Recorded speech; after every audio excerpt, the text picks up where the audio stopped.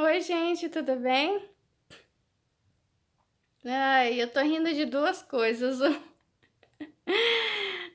que eu tava me sentindo tão feia, gente. E você que é mulher sabe, né, que não adianta. Tem dia que você pode colocar o vestido mais lindo, colar, fazer. E daí a minha filha pegou e falou assim: Não, vai ficar bonita. Ainda não tinha terminado de me arrumar. Agora eu tô me sentindo um pouco melhor. Gostei do cabelo, da franja, assim, do jeito que eu coloquei.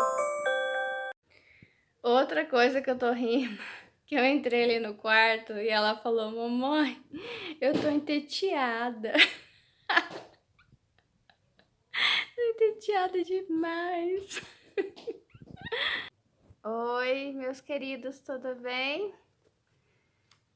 Eu tô de azul hoje, eu gosto dessa cor. E aí, vem comigo, se inscreva no canal, o canal tá crescendo, tá com fermento, tá subindo. Muito obrigada a todos vocês que estão vindo comigo. Hoje, o livro é azul também, vou fazer comentários desse livro, já estou terminando. Em seus passos, o que faria Jesus? De Charles M. Sheldon. Daí, recapitulando, até indico para você comprar esse livro, que é muito top. Porque vai servir para todas as áreas da sua vida você levar Jesus. Não só para o dia que você for à igreja, mas levar para sua empresa. A gente já leva Jesus para casa, né? Mas quer ver um lugar que geralmente as pessoas não levam? Para a empresa, para o trabalho, para o trânsito. Muito importante. Se inscreve, curte o vídeo e vem comigo. Eu tava um pouco mal-humorada, eu tava bem, me sentindo sonolenta, cansada. Quando eu fico muito triste, costumo, alguns anos pra cá, né, ficar sonolenta. E desde que minha filha falou, mamãe, eu tô entediada. Ai, parece que eu melhorei. Ela sempre me melhora, a Polianinha. Aqui eu parei na página 270. Causa-lhe sofrimento o fato de um número incontável de homens capazes e desejosos de trabalhar vagarem pelas ruas dessa cidade e de muitas outras, suplicando emprego e apelando para o crime ou para o suicídio ao ver que não conseguiram atingir seu objetivo. Poderiam vocês afirmar que não tem nada a ver com isso? Que cada um deve cuidar de si próprio? Não seria verdade que, se todos os cristãos deste país agissem como Jesus, a sociedade, o mundo dos negócios e o próprio sistema político sob o qual nossas atividades comerciais e governamentais são conduzidas passariam por uma mudança tão grande que o sofrimento humano seria reduzido a níveis bem mais modestos? Então, Jesus não entra dentro do templo e fica lá dentro. Ele sai à procura de quem precisa dele. E ele chama as pessoas a fazerem isso, né? E esse é o ID também, né? Isso que é legal. E outro vídeo eu disse para vocês sobre que a gente não pode fazer troca, né? A gente tem várias responsabilidades e todas elas a gente precisa cumprir. Por exemplo, como eu disse sobre a crítica que ele faz sobre os fariseus fazerem trocas, dizerem que ajudam Deus e por isso não precisam ajudar esse, aquele, sabe? E começam a fazer substituições, trocas. Acharem pelo fato deles estarem dentro do templo, pagando dízimo, isso, aquilo, é suficiente. Uma coisa... eu nem queria mais gravar esses vídeos, essa é bem a verdade, porque eu vou contra tudo. Porque Deus me falou muito claro hoje. E Ele tem me dito isso desde 2011, final de 2011, quando eu terminei meu curso de Crisma. eu escrevi, na última prova eu passei, né? Eu escrevi acho que uma pergunta para a professora. Eu sempre me lembro. Aí começou o meu grande questionamento, a minha busca. Por que Jesus se posicionou contra a lei do apedrejamento, se era a lei de Moisés, se era a lei de Deus? E ela não me respondeu. Porque não dá para responder essa pergunta sem ser antibíblico, entende? Mas daí, na época, eu ainda não tinha uma visão mais geral, como Jesus ele é antibíblico quando ele é contra a lei do sábado, né? Quando ele toca em mortos. Então hoje Deus me disse: por que os fariseus quiseram matar Jesus? Porque ele veio confirmar o Velho Testamento? Porque ele veio corroborar com tudo que vinham fazendo até então? É claro que não. Senão ele ganharia tapinha nas costas e seria muito bem quisto, muito bem aceito. Vem aqui, faça parte de nós. Mas pelo fato dele negar tudo, ele sair falando, aqui tá errado, vocês fizeram errado, isso tá errado, vocês são hipócritas, vocês isso, vocês aquilo. E quando Jesus falava uma coisa, os fariseus entendiam muito melhor que nós, entende? Porque, claro, é o contexto deles. E eles entendem muito melhor o Velho Testamento do que nós, porque nós já pegamos o negócio traduzido, recontado, entendeu? Mas eles não. Era o contexto histórico deles, o momento. É a mesma coisa, por exemplo, eu falar da pandemia daqui 2000 anos. As pessoas daqui 2000 anos não vão entender a pandemia como nós que vivemos. Então, quando Jesus falava algo remetendo aos patriarcas, ao que foi feito, ao que estava errado, às hipocrisias, os fariseus queriam matá-lo, esganá-lo, jogá-lo de cima. E tem uma passagem que é muito interessante, que Jesus faz isso, ele sempre faz isso, ele vai, ele fala e os fariseus estão lá perto, olhando, escutando, junto com a população tá gostando, mas os fariseus não.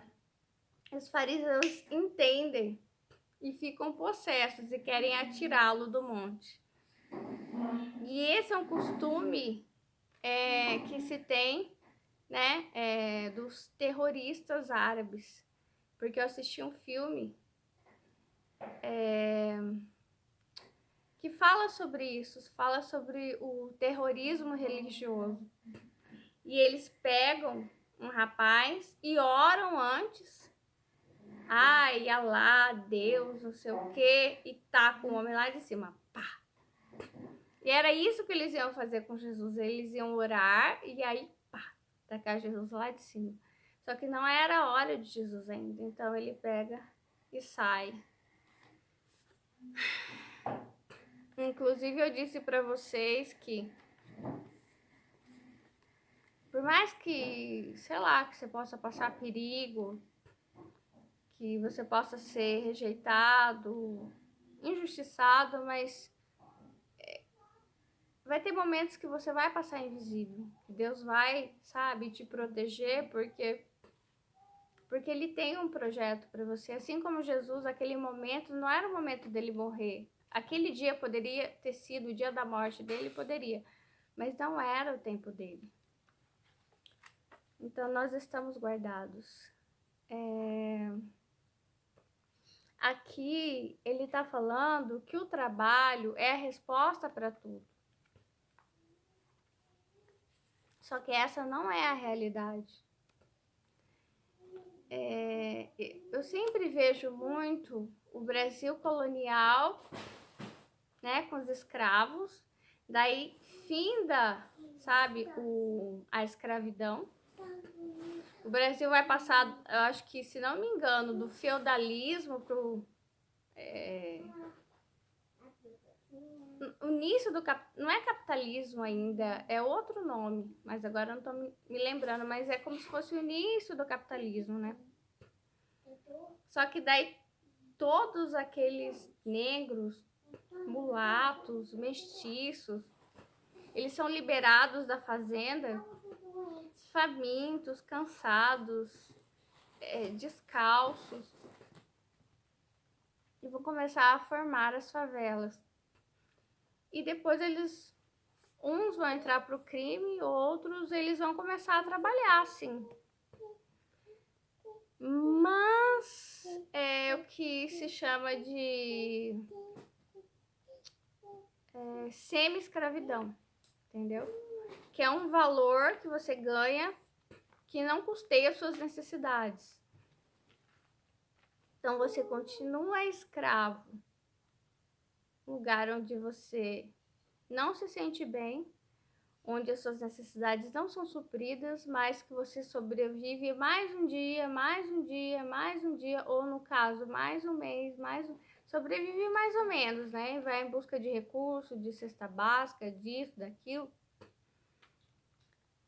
Então, quando ele fala aqui dos desempregados, dá a entender que a partir do momento que a pessoa adquire um emprego, que todos os problemas dela, todos os direitos constitucionais serão resolvidos. Mas não é o caso do Brasil, nem dos países de terceiro mundo. As pessoas que trabalham, que ganham salário mínimo, elas não têm as suas necessidades supridas. Não deixam de estar na faixa da pobreza, entende? Então essa é uma grande ilusão.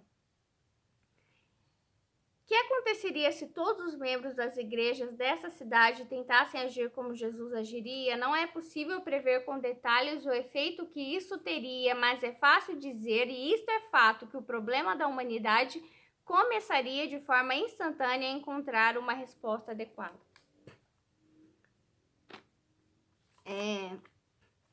Jesus, ele deixa claro, enquanto que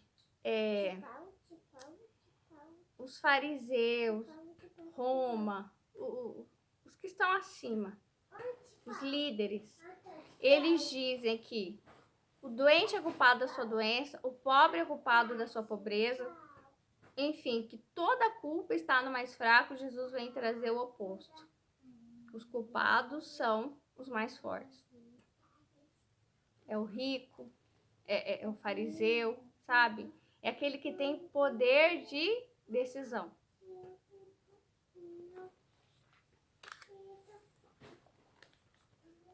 Essa é a grande diferença. Qual é a prova do discipulado cristão? Não é a mesma dos tempos de Cristo? Será que ela foi modificada pelo nosso ambiente? Se Jesus estivesse aqui hoje, não haveria de desafiar alguns membros dessa igreja a fazer o mesmo que ele ordenou ao jovem, pedir-lhes que abrissem mão da riqueza para o seguir? Nesse caso, é nítido que Jesus ele vem tentar equilibrar as coisas, porque ele sabe que as coisas estão desequilibradas, entendeu? Muitos para uns poucos e bem pouco para a maioria. Acredito que ele faria isso caso percebesse que os membros das igrejas estão preocupados mais com suas posses do que com o Salvador. Hoje a prova seria a mesma daquela época. Creio que hoje Jesus exigiria, e ele exige, o mesmo nível de sacrifício, sofrimento e abnegação que exigiu de seus seguidores quando esteve neste mundo e disse: assim, pois, todo aquele que dentre vós não renuncia a tudo quanto tem, não pode ser meu discípulo.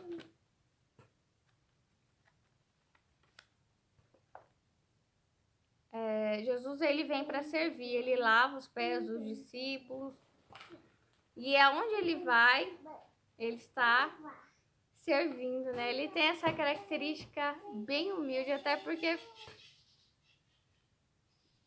ele vem de Nazaré, ele era analfabeto, né?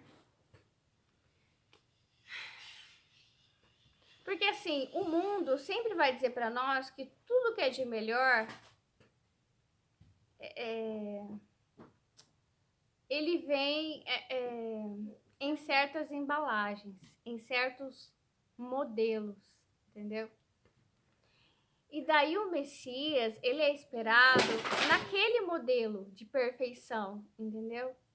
Qual que é o modelo de perfeição? Rei, coroa na cabeça, cetro, uma grande autoridade,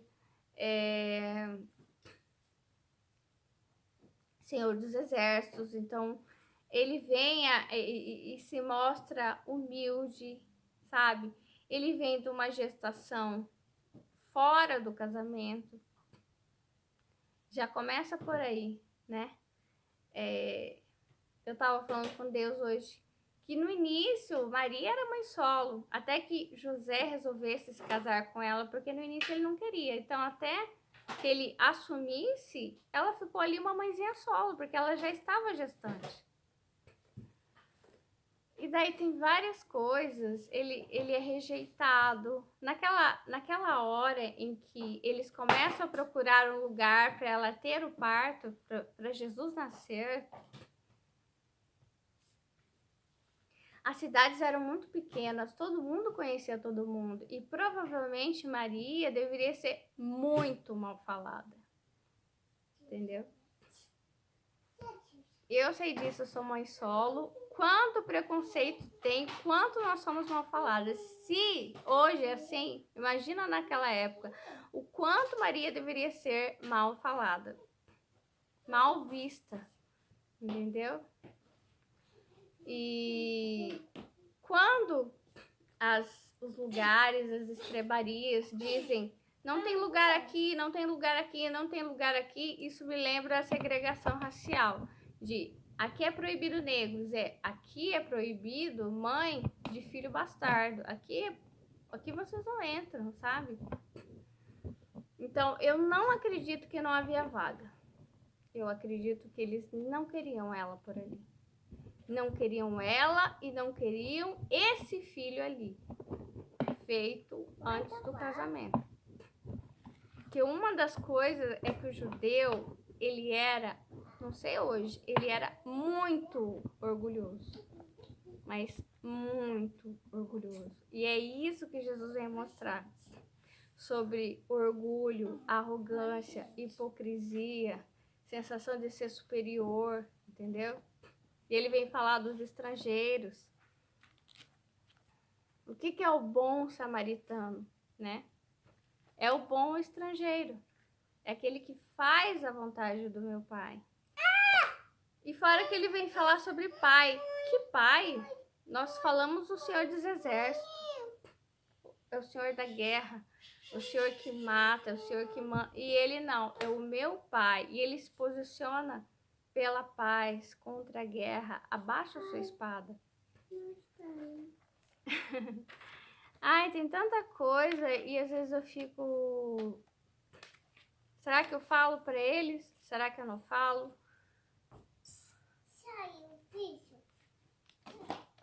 E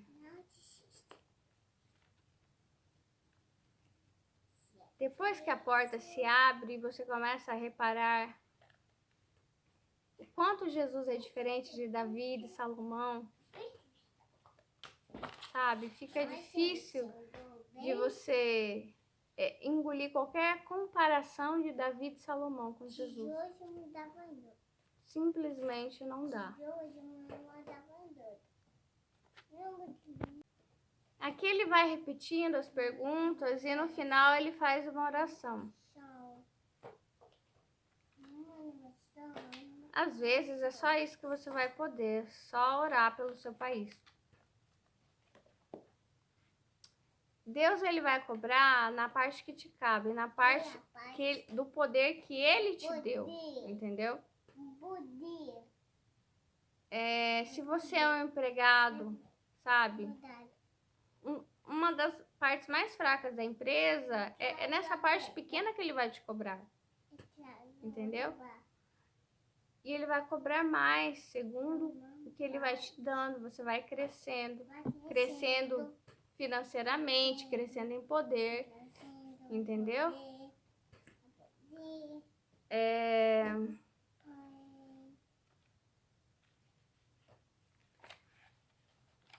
a minha visão sobre o cristianismo melhorou muito a partir do momento em que eu vivi no Japão. Um país de primeiro mundo, ateu e às vezes politeísta. Lá no Japão é assim, você trabalha um mês e nesse um mês que você recebeu o seu salário, você já vai conseguir fazer várias coisas em que em anos ou talvez a vida toda de trabalho aqui, você não vai conseguir o que um mês você consegue lá. Então, a dignidade e a plenitude equivale a um mês de trabalho. Um mês de trabalho, então você já tem dignidade e plenitude. Você já consegue comprar sua roupa, seu calçado, pagar seu aluguel, consegue ir para Disney, consegue fazer um monte de planejamento para aquele ano. Entendeu? Porque lá se tem uma visão de valor da pessoa, da dignidade como algo que você tem que ter acesso imediato. Você não vai dar a sua vida toda para uma empresa pra, no final,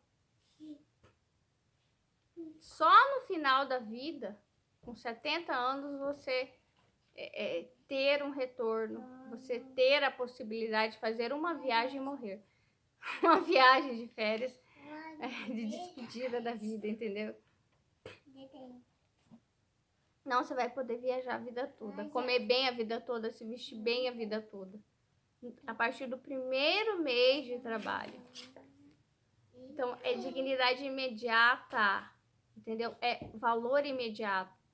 E outra coisa que Deus me mostrou, o contato com os animais também me ensina muito. E eu via meus cachorros sentados na varanda assim, ó. Então eu olhava pra eles e falava, nossa, como que eles têm valor, né? Estão lá, assim. Daí você olha pros passarinhos, eles estão lá no fiozinho, ó. Depois vou em cima da árvore, vou pra cá, vou pra lá, pia. E eu olho pra eles, nossa, eles têm valor, né? Eles têm valor imediato, entende? Enquanto nós não. Se é no país de primeiro mundo, o seu valor é quase imediato. Depois de um mês de trabalho, você alcança um valor. Aqui no país de terceiro mundo, você tem que trabalhar 30, 40 anos, ou pelo menos para quem pensa, sabe, tá pensando em prosperidade, sei lá, daqui 5, daqui 10, são planejamentos para você começar a ter valor, começar a ter dignidade. Então, os animais são muito melhores que nós.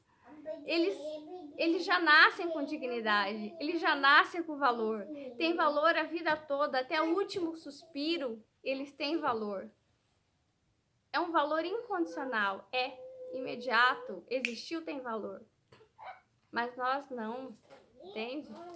Nós somos o carrasco de nós mesmos, entende? Você fala de fulano, mas quem que é fulano? Estudou, fez faculdade, é doutor, o que que é? Qual que é o trabalho? Quanto que ganha por mês? Mora onde? Fala que língua? Só português? Fala direito? Quais são os títulos dele? Para ver se essa pessoa tem algum valor. Então nós estamos abaixo dos animais.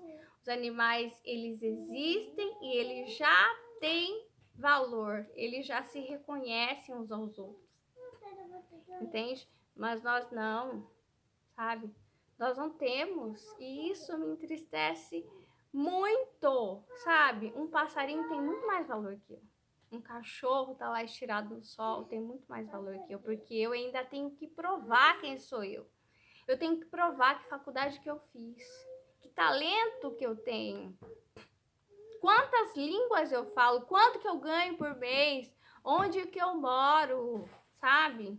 Quem é que gosta de mim, sabe? Quem que me valida, entendeu?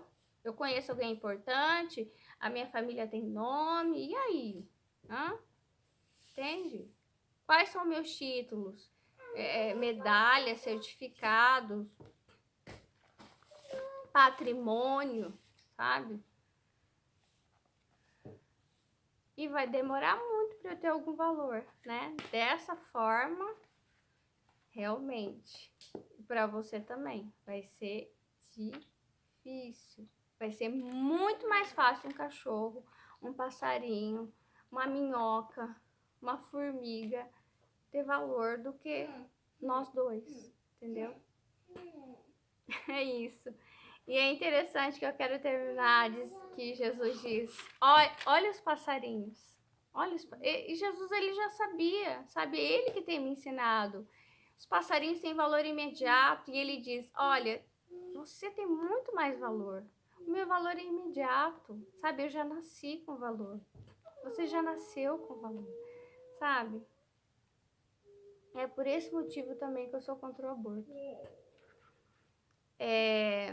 Quando eu falo, isso que é uma coisa que é muito difícil de explicar, porque quando eu falo do aborto, eu venho falar da visão do feto, não da visão da mãe.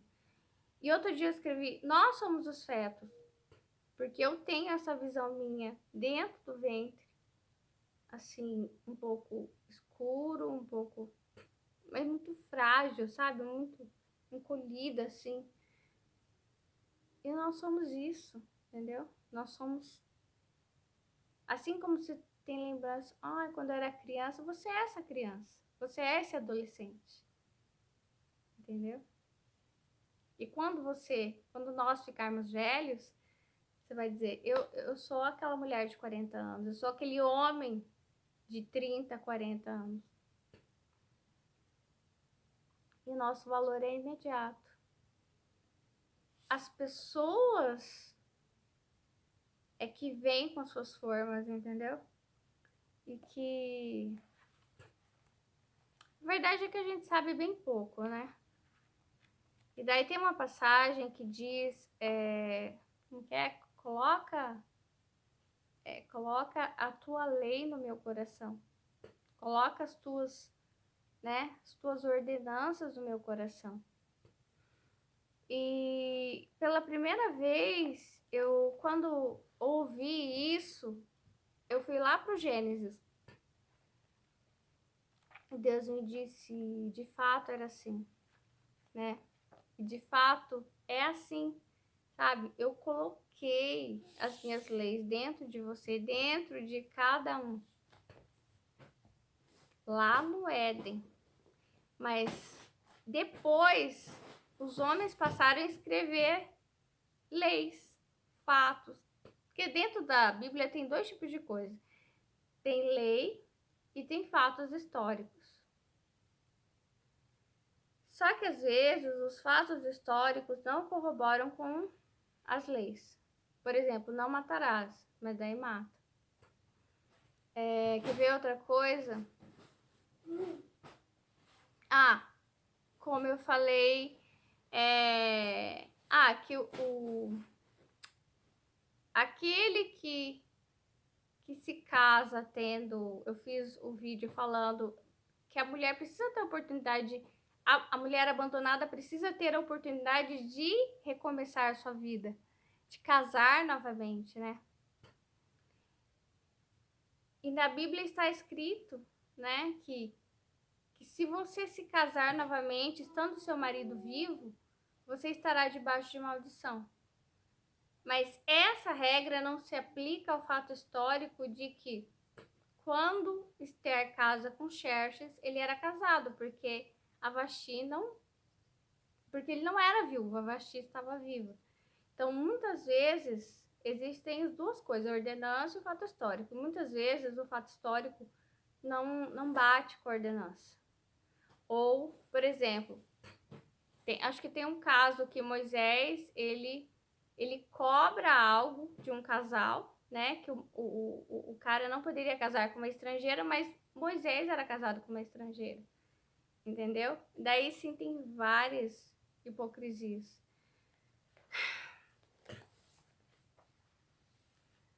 E outra coisa, eu sei que tem muitas pregações, Davi o herói, Saul o terrível. E eu não vejo nenhuma diferença entre Saul e Davi. A não ser que Davi matou muito mais que Saul.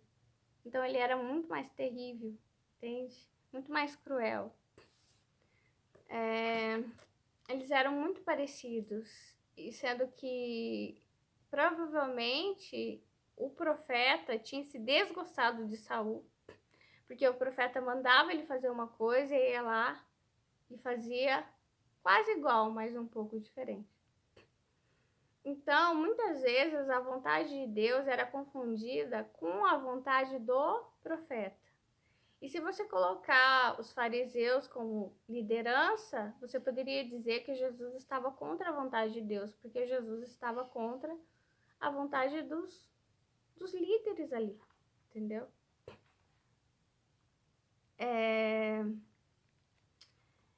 E Davi, ele tinha um gosto por matar maridos. Ai, tem gente que vai me odiar, desculpa. Mas sim, tem 2 maridos que morrem. Ele simplesmente gostava de mulher casada. Ele gosta da mãe lá do Salomão, né? Engravida ela. Manda o marido dela pra linha de frente para ele morrer. E muito provavelmente isso tem tudo a ver com o último vídeo que eu fiz para vocês. Que eu disse que não se poderia casar com alguém já casado, a não ser que a pessoa já fosse viúva. Então, para ele se livrar da maldição de Deus, ele manda matar os maridos. E outro caso é daquele homem que ele ficava rondando, que nem esses flanelinhas que ficam, ou você deixa eu cuidar do seu carro, ou eu acabo com o seu carro, eu risco o seu carro. E Davi, ele andava com o seu bando, como uma quadrilha, e fazia isso. Ou você deixa eu cuidar da sua casa, ou eu mato toda a sua família. Ainda fico com a tua mulher e todas as suas coisas. Então, ele era assim, entendeu? Apesar dele ser pequeno, ele era muito violento, muito cruel, tanto que as pessoas morriam de medo dele. E onde ele chegava, não é bonito isso. As pessoas diziam para ele: "Ai, por favor, não me mate." Ele dizia: "Calma, eu não vou te matar." Por quê? Porque todos sabiam que ele era sanguinolento, que ele era um grande assassino, tanto que fizeram uma música para ele, né? Que Saul matou centenas de milhares, mas Davi matou milhares de milhares. Então, esse era um elogio para ele. E Jesus faz o quê? Até uma orelha decepada ele vai lá e cura de volta. Porque ele é lá de cima, como ele diz: "Vocês não conhecem o meu pai. Meu pai não é o Senhor dos Exércitos. Meu pai, eu sou de um lugar, o meu pai vocês não conhecem, vocês não sabem nada sobre isso."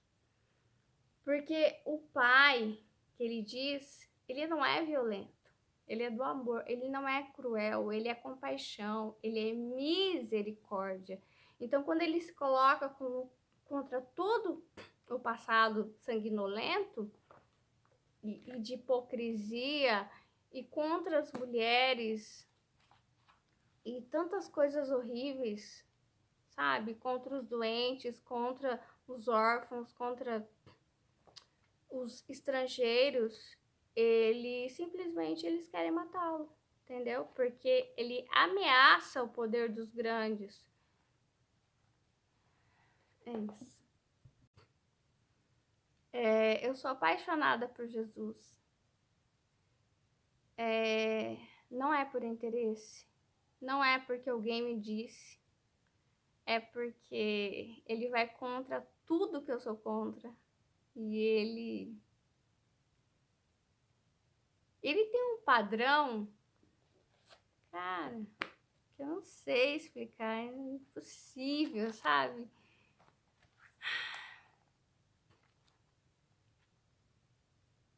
Por isso que eu fico brava, sabe? Com comparações com Saul, com Davi, com Salomão. Porque não tem nada a ver com o meu Jesus, entendeu? Não tem nada, nada, nada, nada a ver. E eu não consigo deixar de esquecer aquela criança, sabe? Que veio de Davi, o primeiro filho de Davi, que não recebeu um nome. E hoje eu falei: Deus, até um cachorro recebe nome. aquela criança não recebeu um nome. Eu fico relembrando os fatos bíblicos e falando com Deus: olha, Deus, você viu isso? Olha, Deus, você viu aquilo? Como é que pode uma coisa dessa, sabe? Eu não me sobe aqui, sabe? Não dá, não dá. Então a minha questão não é com Jesus. A minha questão são com os patriotas, são com... Ai, será que eu tô falando errado? Patriarcas, ó, patriotas. Patriarcas, com todos os que antecederam, entendeu? É isso, gente. Amo vocês. Se inscrevam no canal, curta o vídeo. E siga Jesus, entendeu? Siga Jesus, tenha fé, faça oração. E a única resposta é o amor supremo. A caridade não vai resolver o problema. E o valor imediato, entendeu? O valor imediato. A gente tem que voltar à pureza, ao coração de criança.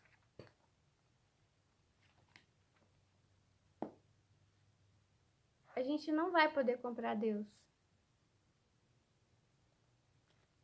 Não vai poder comprar com seus títulos, com seu dinheiro. Só a pureza. E sabe que é muito mais fácil você ter dinheiro do que pureza, né? Até porque muitas vezes, para você alcançar esse dinheiro, vão exigir de você. Você deixa a pureza de lado. E você deixa o amor aos mais fracos, entendeu? Porque tem muito lugar que você vai estar e você vai ter que bajular, sabe? Daí, se você não consegue, simplesmente você não vai subir. Eles não vão deixar você subir. Assim como sufocaram Jesus, entendeu? Por todos os lados, entendeu? Porque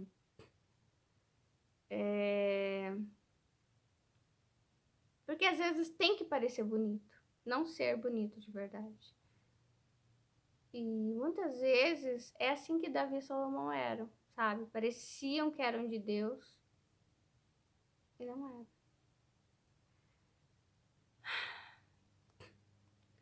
Aí tem muito mais coisa. Inclusive que eu considero o harém uma casa de prostituição.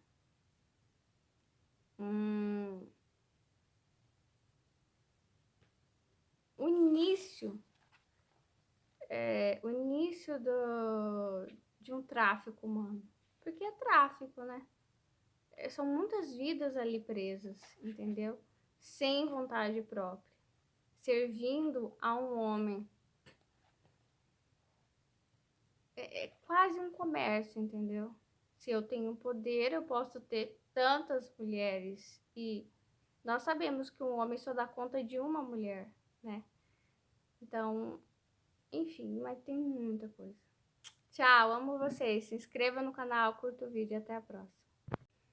Pai, em nome de Jesus, Senhor, eu venho pedir proteção para as nossas vidas.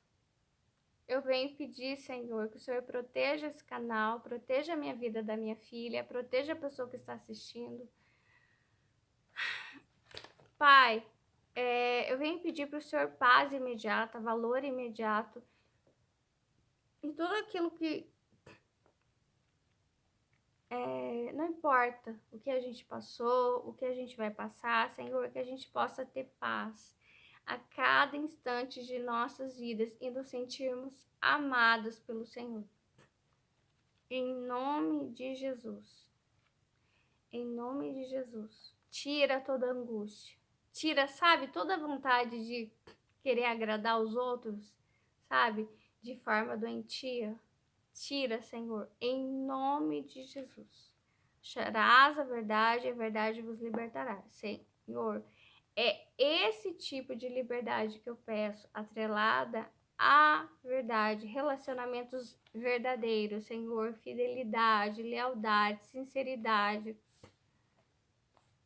Em nome de Jesus, Senhor, nos coloque em lugares onde a gente possa servir com aquilo que a gente tem, sabe? Em nome de Jesus, nos coloca nos lugares certos. Pai, eu venho pedir novamente que o Brasil se torne um país de primeiro mundo.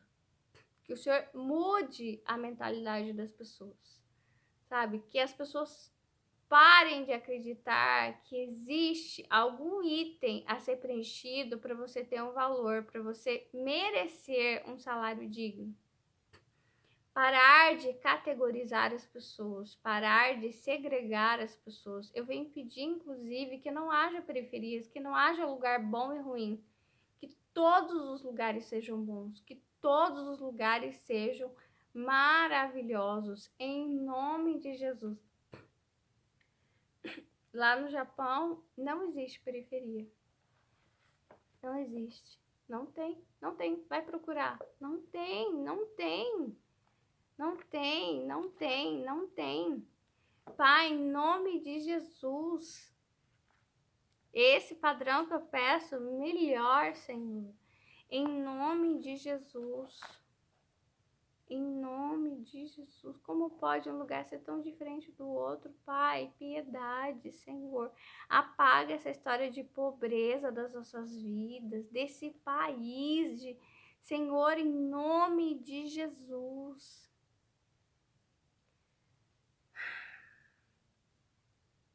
Deus me falou duas coisas. Você vai dizer sim para Deus. Uma coisa você vai dizer sim, ele vai te pedir, você vai dizer sim, e ele tem um sim para você.